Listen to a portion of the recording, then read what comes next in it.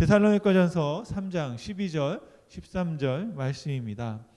또 주께서 우리가 너희를 사랑함과 같이 너희도 피차간과 모든 사람에 대한 사랑이 더욱 많아 넘치게 하사 너희 마음을 굳건하게 하시고 우리 주 예수께서 그의 모든 성도와 함께 강림하실 때 하나님 우리 아버지 앞에서 거룩함에 흠이 없게 하시기를 원하노라. 아멘. 온전한 사랑이라는 제목을 가지고 말씀을 전하겠습니다. 온전히 거룩하게 우리는 거룩해질 수 있다. 저의 주장이 아니라 하나님의 약속을 믿고 저와 여러분이 함께 살아가실 수 있기를 간절히 소원합니다. 어떤 사람들은 불가능하다고 하지만 하나님의 말씀을 우리는 믿습니다.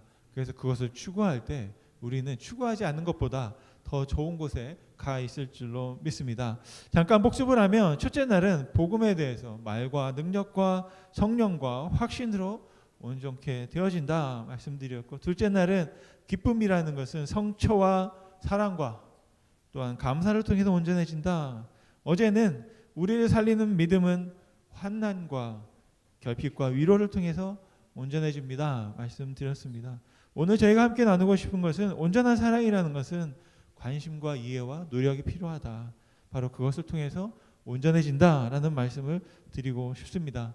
제가 데살로니가 전서를 읽어보면서 느꼈던 것은 바울이 그 교회와 성도들을 얼마나 사랑하는지를 알 수 있었습니다. 데살로니가 전서는 한 장의 러브레터였고 사랑의 표현이었던 것을 알 수 있습니다. 사랑하지 않으면 그렇게 말씀할 수 없는 것이죠. 사랑하지 않으면 할 수 없는, 전할 수 없는 이야기가 가득한 것을 보았습니다. 사도 바울은 교회와 성도에 대해서 얼마나 많은 관심을 쏟고 있는지 그 글을 통해서 볼 수 있습니다. 그렇게 관심과 사랑을 쏟는 것은 바로 사랑이 있었기 때문인 것이죠. 그 에이리 프롬이라는 분이 썼던 사랑의 기술이라는 책이 있는데요. 그 책에서 사랑을 이렇게 정의합니다. 상대에게 관심을 가지며 그가 원하는 것을 알아나가고 그에 대한 책임을 느끼며 그의 생각과 선택과 생각을 존중해 나가는 과정이다 말씀했습니다. 그 사랑이라는 게 뭐냐면 관심을 갖고 알아가는 지식이 필요하고 책임을 느끼게 되고 그를 존중하게 되는 것, 그것이 바로 사랑이다라고 말했는데요. 그분이 말하고 강조하고 있는 것은 사랑에 대해서 배워야 한다. 사랑의 기술을 익혀야 한다 말하고 있습니다. 혹시 여러분 사랑에 대해서 배워본 적이 있으십니까? 네, 우리는 많이 배웠죠. 사랑하라, 사랑하라, 사랑하라는 말을 많이 들었습니다. 성경에서 보면 어떻게 사랑합니까? 라고 할 때 제가 생각나는 말씀이 뭐냐면 온 마음과 힘과 뜻과 너희 생명을 다해서 사랑하라 라는 말씀을 우리가 들었을 줄 압니다. 그렇다면 그것을 어떻게 해야 합니까? 라는 구체적인 이야기들은 없었는데 그것을 이 에이리 프롬이라는 분은 사랑의 기술이 필요하다. 그래서 그 사랑을 어떻게 할지에 대한 이야기들을 나누고 있습니다. 그래서 그런 것들이 많이 저에게는 도움이 되었는데요. 그런 마음 또 그런 뜻, 그런 생각, 그런 생명을 다해서 사랑할 수 있는 그런 것들을 우리가 어떻게 할 수 있는지 한번 질문해 볼 수 있으면 좋겠습니다. 우리가 흔히 말할 때 사랑이라는 것은 그냥 감정이라고 생각합니다. 좋다. 와, 내가 사랑하나 봐. 내가 떨리니까 감정이라고 생각하지만 감정이 이끄는 대로 하는 것이 사랑이 아니라 이 에이리 프롬은 사랑은 감정을 넘어서서 행위로 실천하는 것이다 말씀했습니다. 감정에 충실할 뿐 아니라 그 감정을 우리의 삶을 통해서 어떻게 어떤 방법으로 실천해 나갈 것인가가 굉장히 중요하다라고 말합니다. 그래서 오늘 본문의 말씀 속에서 저희가 어떻게 하면 온전한 사랑을 우리의 삶 가운데 이루어갈 수 있을지를 같이 보려고 하는데요. 첫째는 사랑은 관심을 통해서 온전해진다라는 것입니다. 12절 말씀 상반절에 보면 또 주께서 우리가 너희를 사랑함과 같이 너희도 피차감과 모든 사람에 대한 사랑이 더욱 많아 넘치게 하사라고 했습니다. 사랑에는 대상이 필요하죠. 오늘 말씀해 보니까 세 가지 관계가 나옵니다. 주님께서 바울, 사도를 사랑하는 것, 그리고 사도가 성도를 사랑하는 것, 그리고 성도가 성도를 사랑하는 그런 관계가 나옵니다. 그래서 크게 보면 두 가지 관계예요. 하나님이 나를 사랑하시는 것, 그리고 내가 너를 사랑하는 이 두 가지 관계를 말씀드릴 수 있겠습니다. 그래서 첫 번째로 사랑은 관심의 기술이 필요하다라는 겁니다. 어떻게 관심을 두고 어디에 관심을 쏟을지를 우리가 알아야 된다라고 합니다. 이 프롬이라는 분이 말씀하신 건 뭐냐면 누군가를 적극적으로 사랑하게 될 때 그 사람의 삶과 성장에 관심을 갖게 되고 그의 필요에 대해서 반응하게 된다라고 합니다. 사랑하게 되면 자꾸 보입니다. 그 사람에게 필요한 것들이 보입니다. 그래도 원하지도 않고 구하지도 않았는데 자꾸 갖다 주게 돼요. 뭔가 자꾸 섬기게 되고 그 사람에 대한 그런 관심, 어떻게 하면 그분을 이롭게 할지에 대한 생각들을 하게 되고 실천하게 되는 것을 볼 수 있습니다. 주님께서는 우리를 사랑하셔서 우리에게 관심을 쏟으셨어요. 우리가 어떻게 성장하고 어떻게 더 나은 삶을 살아갈지에 대해서 생각했습니다. 부모들은 항상 집에 들어오는 자녀들의 얼굴을 딱 봅니다. 얼굴에 딱 얼굴빛을 보고 학교에서 어떤 일이 있었는지 혹시 안 좋은 일이 있었는지를 자꾸 살피게 됩니다. 관심을 가지면 사랑하게 되면 그렇게 자꾸 관심을 쏟게 된다라는 것이죠. 그런데 때로는 이 관심 때문에 더 힘들어지는 경우도 있습니다. 제가 목회를 하면서 아직도 모르겠는 것이 있습니다. 뭐냐면 어느 정도의 관심을 두어야 하는가라는 부분입니다. 어느 정도의. 그래서 저는 그것을 관심의 정도라고 하는데 관심의 온도라고 할까요? 관심의 정도를 어느 정도 둬야 하는가. 제가 작년인가 또 언젠가 한번 그런 일을 겪은 거예요. 예. 작년이면 여기서 있었던 일이네요. 예. 우리가 한 청년이 왔는데 막 열심히 교회 봉사도 하셨어요. 그런데 그분이 교통사고 나신 거예요. 그래가지고 교통사고 나고 나서 이제 이렇게 찾아뵙고 이렇게 했는데 찾아뵀던 것들이 좀 부담스러웠다 그런 이야기를 하시는 거예요. 그럴 수도 있구나라는 생각을 한 거예요. 그건 왜냐하면 내 기준에 생각하는 것과 그분이 가지고 있는 생각과는 또 달랐던 거죠. 그래서 항상 생각하는 겁니다.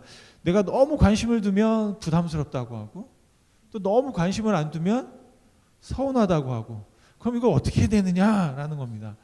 참 알다가도 모르겠는 게 참 고민스러운 거죠. 그래서 제가 생각한 게 있습니다.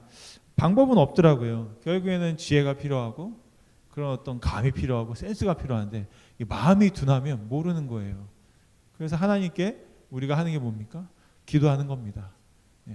제가 너무 지나치면 그분이 알아서 생각하시기를 또 너무 서운하게 하면 또 서운함이 들지 않기를 제가 보니까 제가 할 수 있는 게 없고 하나님께서 우리의 관계 가운데 만져주시고 또 관계 가운데 원만하게 하시고 관계를 통해서 사랑으로 오히려 더 좋은 것으로 변화시켜 주시기를 간절히 바라는 기도를 하게 됩니다. 그래서 제가 지나면서 생각하는 게 뭐냐면 혹시라도 어떤 분이 저를 통해서 또 제가 관계하는 그 관계 속에서 은혜를 받거나 감사함을 느낀다 그러면 제가 잘한 게 아니라 하나님이 좋게 보이게 하셨구나 생각합니다.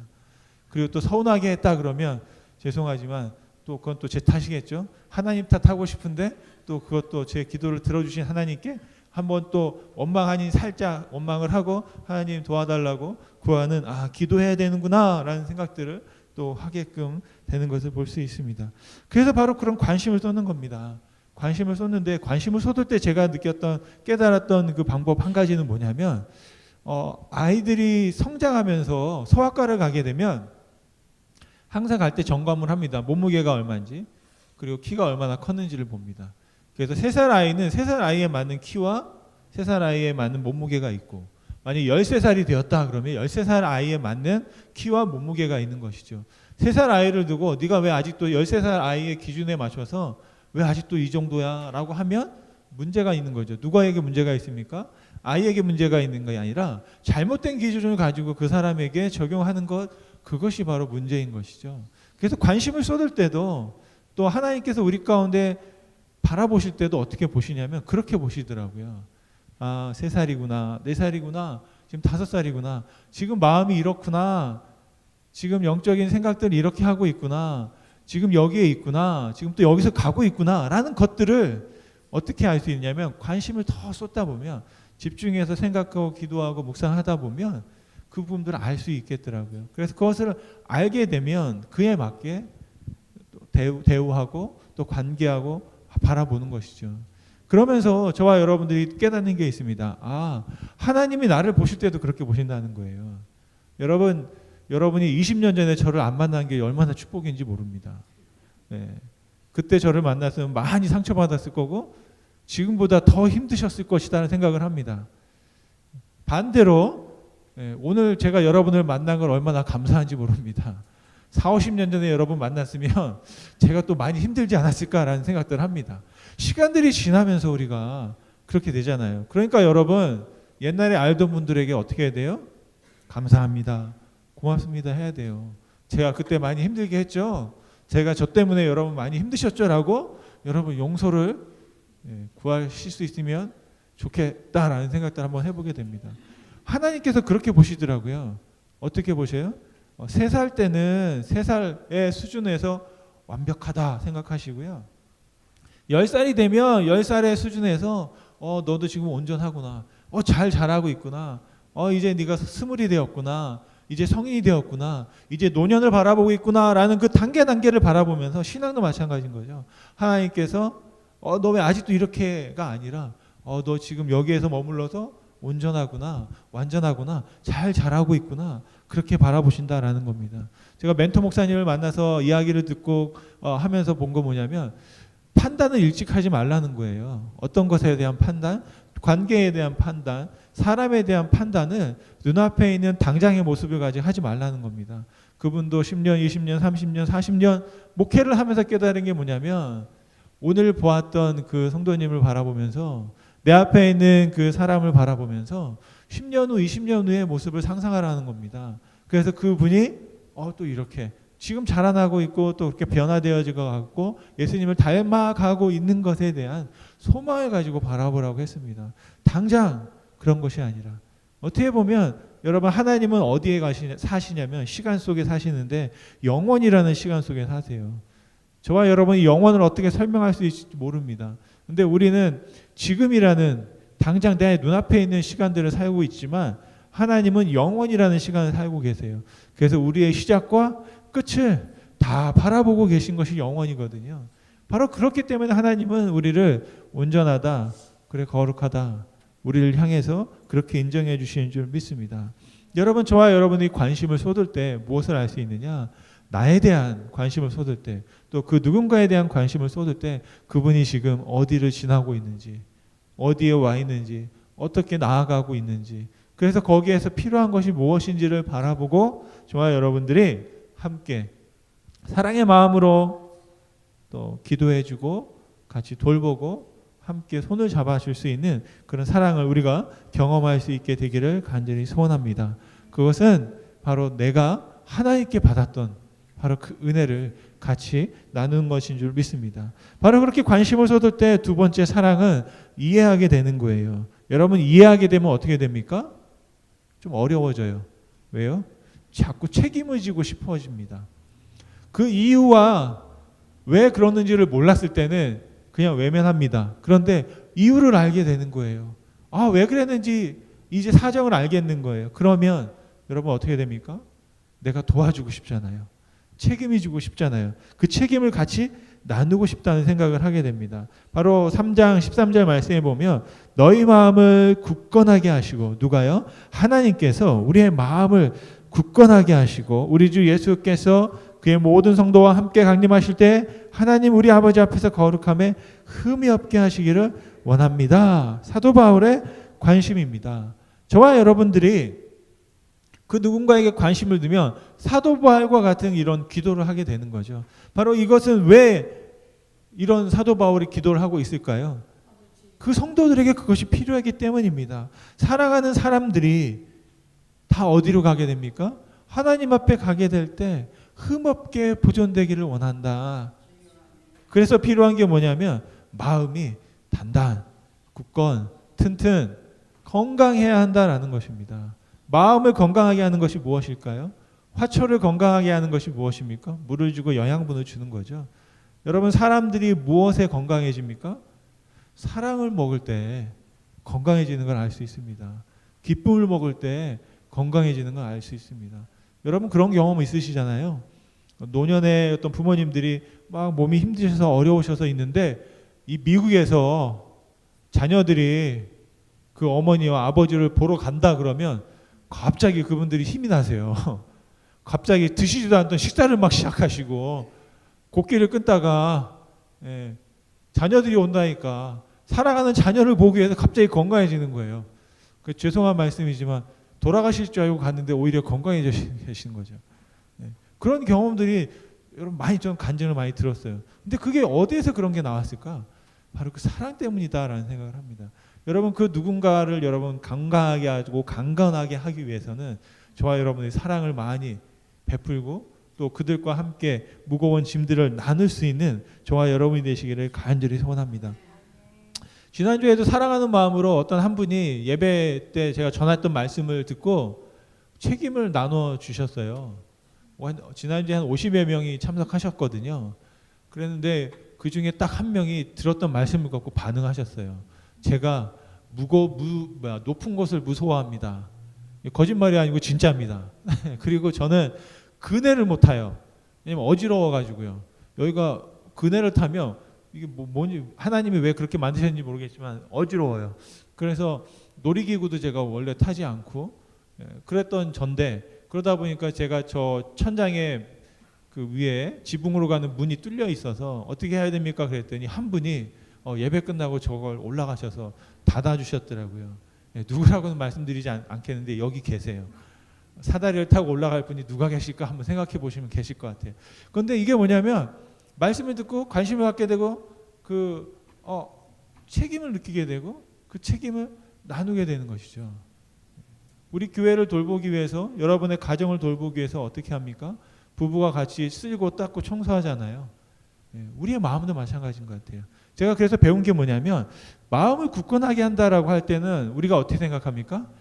단단히 뭔가를 꽉 쥐고 내 마음을 어떻게 다치지 않게 잘 할 거야. 이런다고 내 마음을 지킬 수 있는 게 아니더라고요. 오히려 어떻게 합니까? 내 마음을 탁 열고 올 테면 와라. 그러면서 하는 게 뭐냐? 오늘 말씀에서 제가 느꼈던 건 깨달았던 건 뭐냐면 이 말씀이 나의 마음 하나만으로 굳건해지는 것이 아니라 다른 사람의 마음, 우리 서로가 책임을 느끼면서 그 마음과 마음이 같이 만나는 거죠. 합쳐지는 겁니다. 그래서 하나가 될 때 둘이 하나가 되고 셋이 하나가 되고 넷이 하나가 되고 예수 그리스도를 통해서 우리의 여러 마음들이 하나가 되어질 때 우리의 마음이 단단해지는 거구나 라는 생각이 했습니다. 굳건해지는 거구나. 그래서 여기서 마음을 굳건하게 한다는 것은 바로 공동체를 세우는 것과 관련이 있습니다. 우리가 나 혼자로서 무인도에서 세상의 모든 풍파 우리는 하나님 기도할 때 주님 하면서 내 마음을 지켜달라고 기도하면 맞습니다. 그런데 정말로 우리가 건강하게 서고 정말 굳건하게 서기 위해서는 우리와 마음을 같이 하는 다른 마음들이 필요한 거죠. 그래서 나의 마음과 너의 마음이 같이 하나가 되어서 뭉쳐지게 될 때 우리의 마음이 굳건해진다. 그리고 회복되어지고 건강해지고 온전해질 수 있다라는 것입니다. 그래서 제가 생각하는 건 그것입니다. 온전한 마음이라는 것은 내 마음을 잘 지킬 뿐 아니라 내 마음과 다른 사람의 마음이 어떻게 하나가 될 수 있느냐. 그래서 단단한 공동체를 이룰 것인가. 그것이 바로 온전케 되어지는 비밀이다라는 것이죠. 미국에서 보면 여러 가지 중독 프로그램들이 있습니다. 알코올 중독도 있고 약물 중독도 있어요. 근데 그런 중독 프로그램을 통해서 가장 큰 효과를 보고 있고 또 가장 많은 변화를 일으키고 있는 프로그램이 뭐냐 봤을 때 그 중독에 빠져 있는 그 많은 분들이 같이 소그룹을 만드는 겁니다. 소그룹을 만들어서 내가 왜 알코올 중독자가 되었는지 그냥 매주 모여가지고 그런 얘기를 하는 거예요. 내가 왜 이런 일들을 겪게 됐는지 자기 마음을 얘기하는 거 솔직하게 그냥 전 알코올 중독자입니다. 제가 이렇고 전 이럴 때 자꾸 술을 먹게 되고 그래서 이런 문제가 있었고 뭐 이런 사건도 있었고 하면서 각자의 얘기를 그냥 막 하는 거예요. 그러면서 자신의 마음들을 다 꺼내놓는 겁니다. 그때 제가 본 게 뭐냐면 그 마음들을 꺼내놓을 때 거기서 서로가 다 하나가 되는 거죠. 그리고 자기의 마음들이 치료를 받게 되고 나 같은 사람도 있구나. 어떨 때는 나보다 더한 사람도 있구나. 또 저 사람이 나를 통해서 또 어떤 분은 또 내가 이렇게 했더니 효과가 있었다. 그래서 그래? 나도 한번 해봐야지 하면서 그렇게 서로 공동체로 말미암아 함께 서로의 마음들이 온전해지고 회복되어진다. 그래서 그런 프로그램들을 이렇게 소그룹을 많이 하거든요. 바로 그것이 마음이 작동하는 원리다라는 것입니다. 저와 여러분들의 마음을 정말 어떻게든 내가 지키려고 하면 지킬 수 있는 것 한계가 있는 것 같아요. 그래서 우리가 서로 같이 함께 지킬 수 있는, 그럴 때 우리가 같이 굳건해지고 온전한 믿음과 사랑을 이룰 수 있겠다라는 것입니다. 바로 세 번째 제가 말씀드리고 싶은 것이 사랑은 노력이 필요하다라는 것입니다. 내가 무엇을 노력해야 할까? 아까 말씀드린 것처럼 내가 사랑하는 그 대상을 알려고 해야 된다는 거죠. 제가 목회하면서 가장 부족했던 게 뭔가 생각을 해봤어요. 그랬더니 내가 무엇을 원하고 내가 무엇이 되고 싶고 우리 교회가 이렇게 되고 나의 꿈이 무엇인지에 대해서는 굉장히 관심이 많았습니다. 이런 교회가 돼야 되겠다. 내가 목회하면서 내가 10년 후, 20년 후, 30년 후 은퇴하면 또 이런 일들을 내가 해야 되겠다. 나에 대한 관심과 계획들은 굉장히 많았거든요. 그런데 나와 함께하고 있는 공동체에 있는 성도들이 무엇을 원하는지, 그리고 어떤 꿈을 가지고 있는지, 또 어떤 어려움이 있는지, 그런 것에 대해서는 비교적 덜 관심을 두었다라는 생각을 하게 되었습니다. 선배 목사님들을 통해서 나누었던 이야기들이 뭐냐면, 목회는 균형이 필요하다. 항상 현실에 발을 붙이고 있으면서 또 하나님 나라 꿈을 바라봐야 하고, 나를 지키는 것뿐 아니라 성도들의 필요들을 알아서 같이 공감할 수 있는 것이 굉장히 필요하다. 그래서 항상 균형을 잡힌 목회를 하는 게 중요하다 말씀을 하신 것을 보았습니다.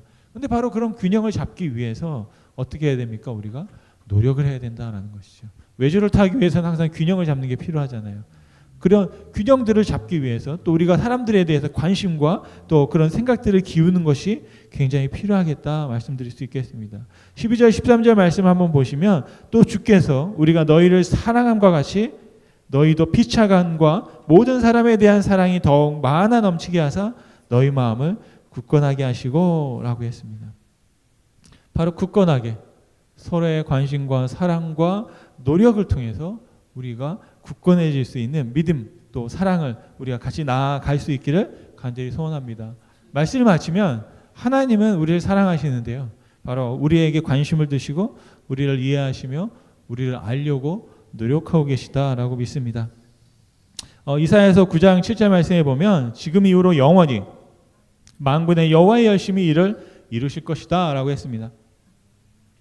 하나님도 열심을 내신다라는 것이죠. 여러분, 하나님이 열심을 내시면 우리도 열심을 내야 될 줄로 믿습니다. 사랑하면 열심이 생기거든요. 박영수 목사님이 이런 말씀하셨습니다. 우리 인생이 하나님의 손안에 있기에 우리는 결코 좌절하지 않는다라고 했습니다. 저는 이 말씀에서 한 단어를 바꿔서 우리의 인생이 하나님의 사랑 안에 있기에 우리는 결코 좌절하지 않아도 됩니다라고 말씀드리고 싶습니다. 사랑을 온전하기 위해서는 제가 강조드리고 싶은 것은 함께하는 사랑, 서로의 사랑이 필요하다라는 것입니다. 사랑은 그냥 감정에 이끌려서 좋으니까 좋고 싫으면 싫은 게 아니다. 정말 우리가 사랑하기 위해서 더 잘 배워야 하고 또 익혀야 하는 거룩한 기술이 사랑이다라는 말씀을 드리고 싶습니다. 여러분, 우리가 서로 사랑으로 말미암아 서로의 마음을 굳건히 세워줌으로 우리가 하나님 앞에서 흠없이 나아갈 수 있기를 간절히 축원드립니다. 우리 기도하시겠습니다. 사랑의 하나님, 감사합니다. 사랑이라는 주제로 우리가 짧게 말씀을 나누었습니다. 더 깊고 더 큰 많은 이야기들이 있지만 하나님, 오늘 이 시간 우리가 다시 한번 하나님 앞에 간절히 소원하는 것은 우리가 하나님의 사랑을 깨닫고 그 사랑으로 우리가 서로 사랑하기 원합니다. 정말로 이 땅 가운데 살아가며 우리의 마음이 더 사랑으로 굳건하여지게 하시고 하나님에 대한 사랑으로 더 한결같게 하여 주옵소서. 우리가 하나님 앞에 나아가실 때 하나님에 대한 사랑과 이웃에 대한 사랑이 온전히 흠없이 하나님 앞에 보여지게 도와주시고 우리의 수준과 우리의 상황에 맞게 하나님 앞에 그럼에도 불구하고 우리를 인정해 주시는 하나님의 사랑을 우리가 바라볼 수 있게 하여 주옵소서. 아버지 하나님, 우리가 더 많이 관심과 또 더 많은 이해와 더 많은 노력을 통하여 우리의 삶 속에 하나님의 사랑을 배워가며 또한 익혀가며 나눌 수 있도록 축복하여 주시기를 간절히 소원합니다. 하나님, 오늘도 주의 사랑으로 그 사랑 안에서 흔들림 없이 나아갈 수 있도록 주님 붙잡아 주옵소서. 감사드리며 예수님의 이름으로 기도드렸습니다.